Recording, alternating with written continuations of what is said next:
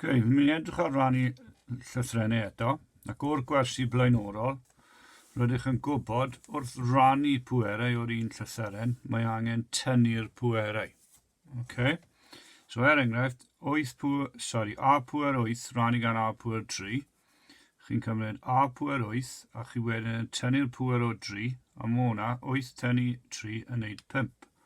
Ond beth am b pwer 2 rannu gan b pwer 6?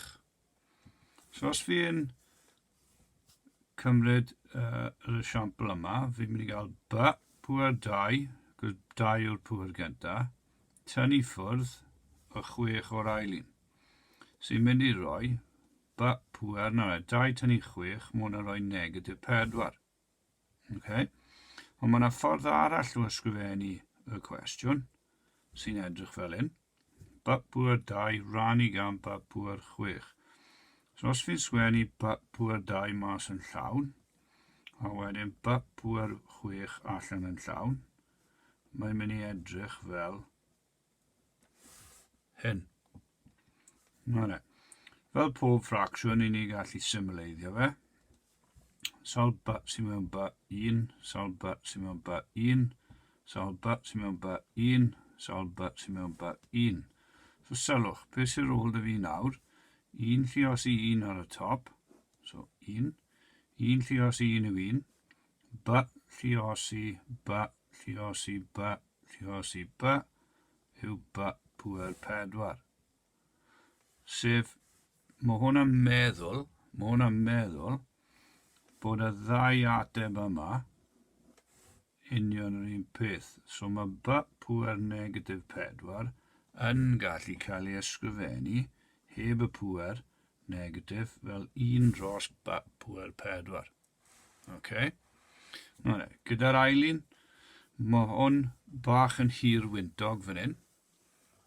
So fi'n awgrymu bod chi'n mynd i gadw at yr enghraifft yma fan hyn.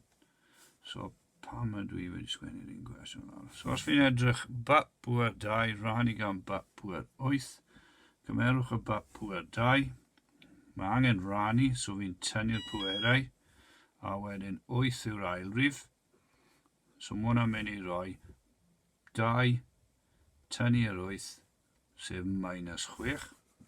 Okay. Mae yna 2 enghraifft ychwanegol fan hyn.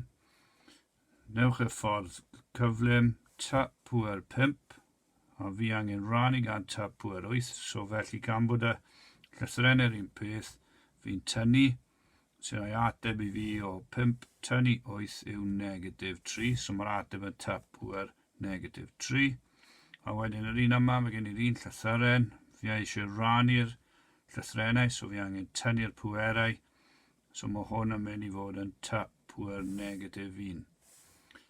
Hwn, fan hyn, yn gallu cael ei ail ysgrifennu fel 1 dros t pwer 3, heb y pwer negatif. O'r un yma gallu cael ei ysgrifennu fel 1 dros t gyda'r un, neu gadewch yr un allan. Okay, so mae hwn yn meddwl union yr un peth. Mae hwn fan hyn, a hwnna fanna, yn union yr un peth. A dyna ni.